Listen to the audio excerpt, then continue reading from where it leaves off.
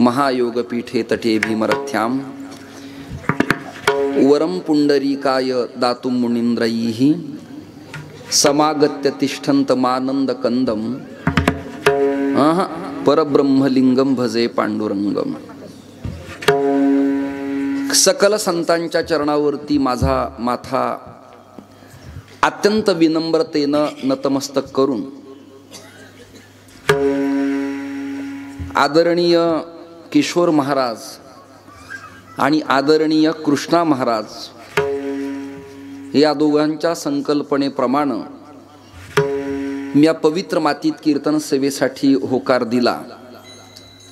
ग्रामीण भागाच्या मानानं जनसमुदाय उत्तम आलेला आहे. पखावज वादक, टाळकरी, स्पीकरवाले, यूट्यूब चॅनलच्या माध्यमातून आज ना उद्या एडिटिंग करून समाजापुढे जाणारा हा वारकरी संप्रदायाचा अभंग तत्वज्ञानाचा विचार जी वाहिनी देणारे त्यांना मी धन्यवाद देतो. माता भगिनी आबालवृद्ध पंचकृषीतील लोक, पेटी वादक, विणेकरी, छोटी छोटी मुलं, कुणी ग्रामीण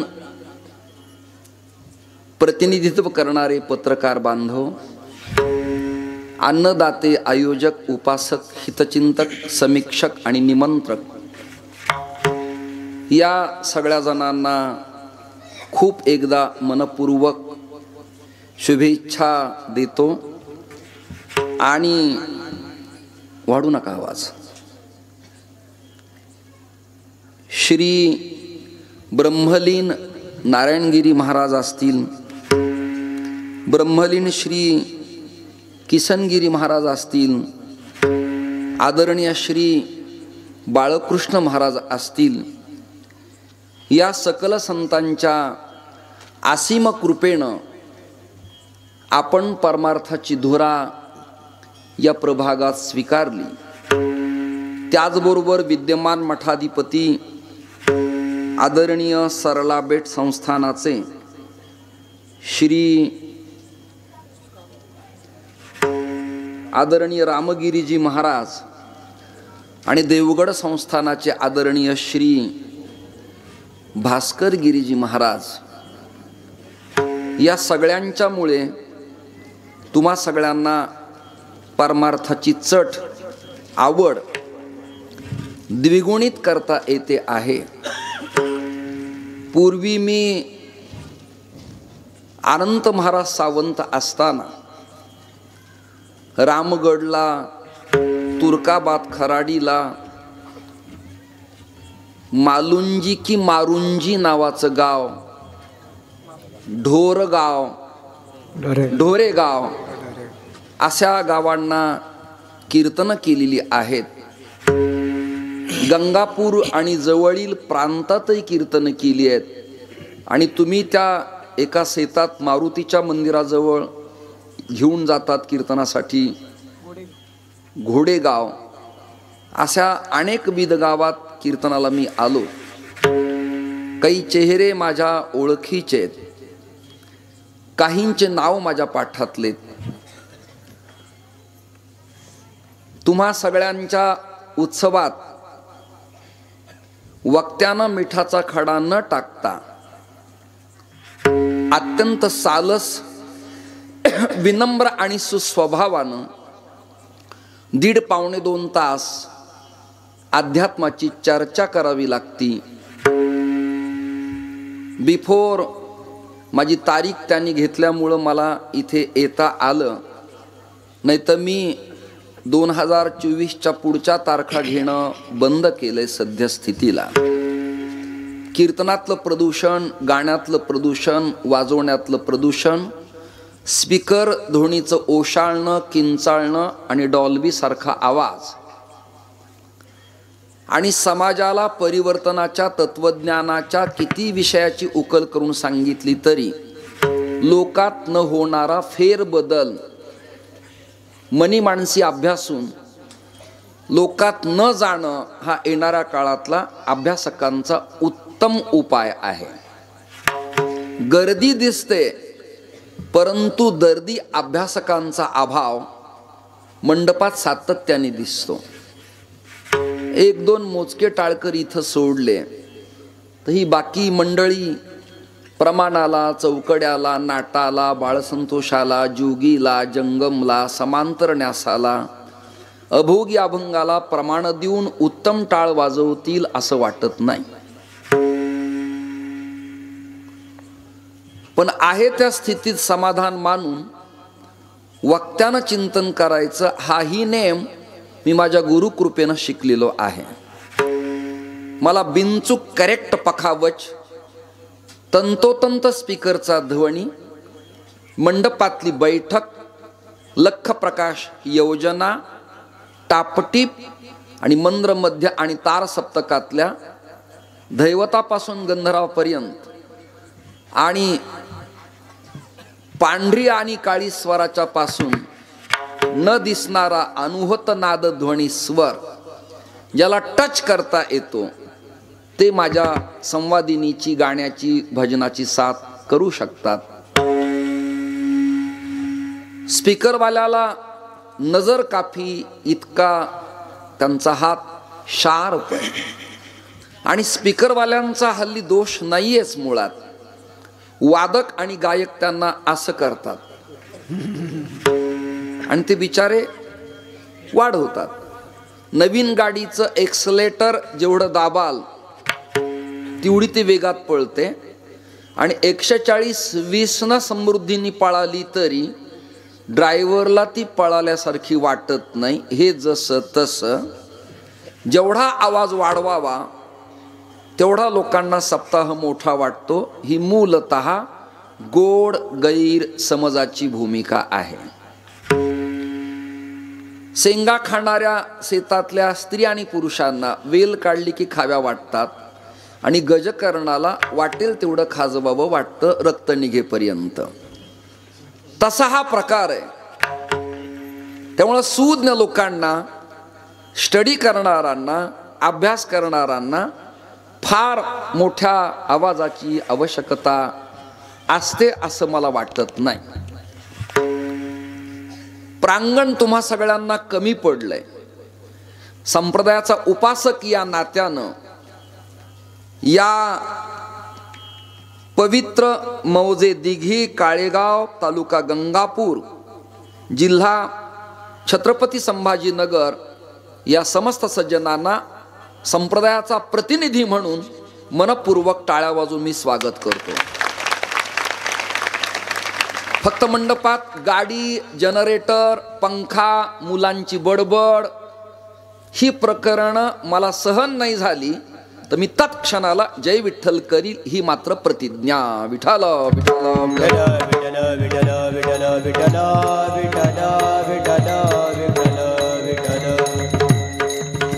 मी तारखा देताना आधीच सूचना देतो. गाड्या येत जात असतील तर मी कीर्तन करणार नाही. मंडपात शांतता नसेल तर मी कीर्तन करणार नाही. जनरेटर वाजलं तर मी कीर्तन करणार नाही. लाईट गेल्यावर लावावं लागतं एवढं ज्ञान मलाही देवाने दिलंय, परंतु त्याचं प्रदूषण आणि आवाज मंडपात एवढा सुद्धा येता कामा नाही. जर पंखा मी बंद करतोय तर जनरेटरचा ध्वनी कसा सहन करू शकतो याचा अंदाज तुम्ही लावा. म्हणून जोपर्यंत लाईट आहे आणि यांचा आवाज गोड आहे तोपर्यंतच मी चिंतन करील ही तुमच्या सगळ्यांच्या समोर प्रार्थना करतो. आणि जगद्गुरु तुकोबारायांच्या अभंगाची भूमिका आपल्या समोर कमी वेळेत मांडण्याचा प्रयास करतो. मी यशस्वी होईल असं म्हणत नाही, प्रयास करतो, प्रयत्न करतो. महाराष्ट्रात सकल संतांना महत्व आहेच.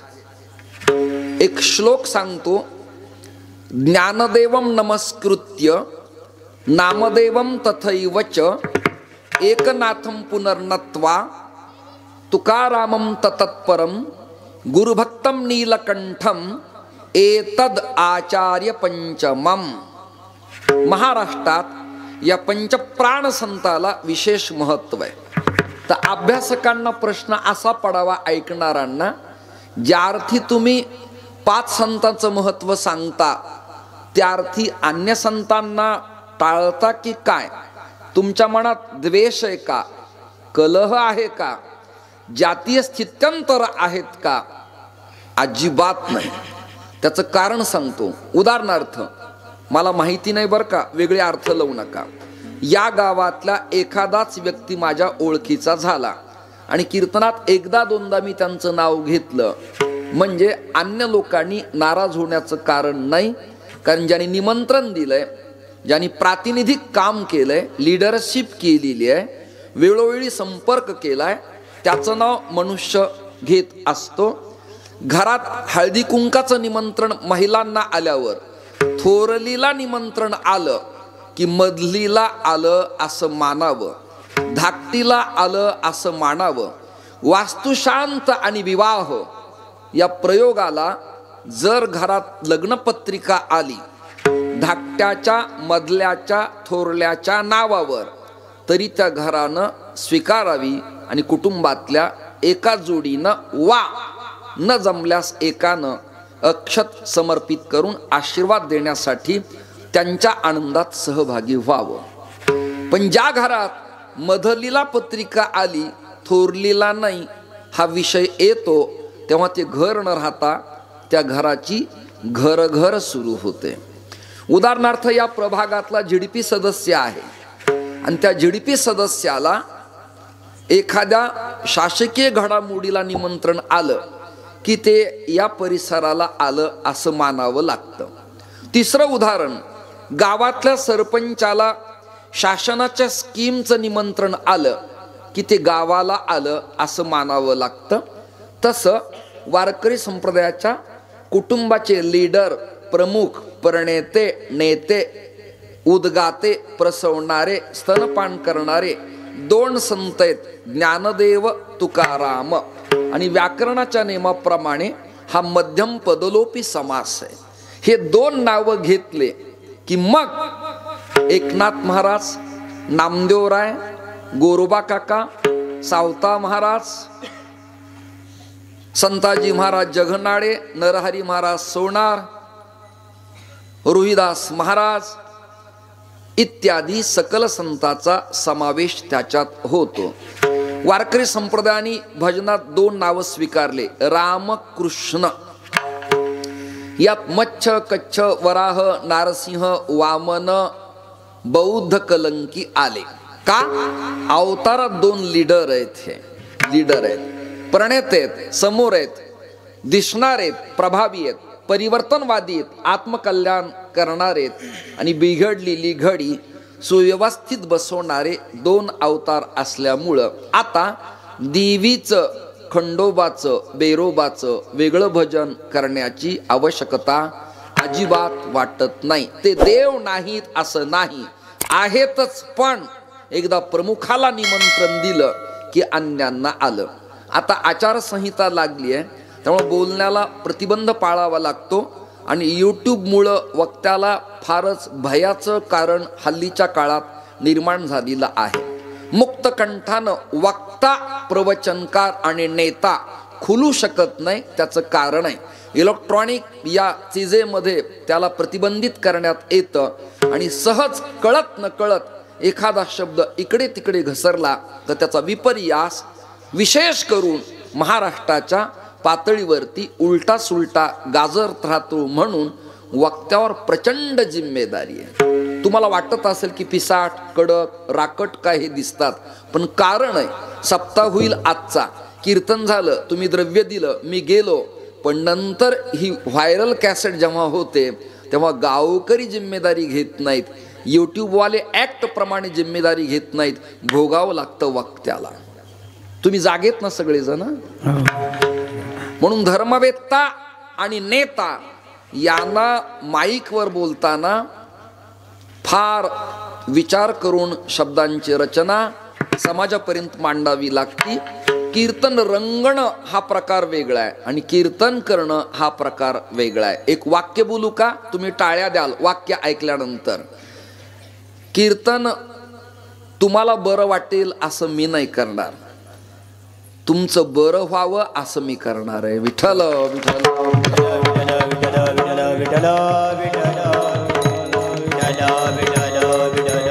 मला वाटतं माझी प्रास्ताविक भावना युवकांना, युवतींना, वेल एज्युकेटेड लोकांना, अभ्यासकांना उमगली असेल. मुद्दा नीट ऐका की संतात प्रमुख लीडर 2 संतांचं नाव घेतलं की अन्य संत आले. हे समाधान आपण मानावं लागतं.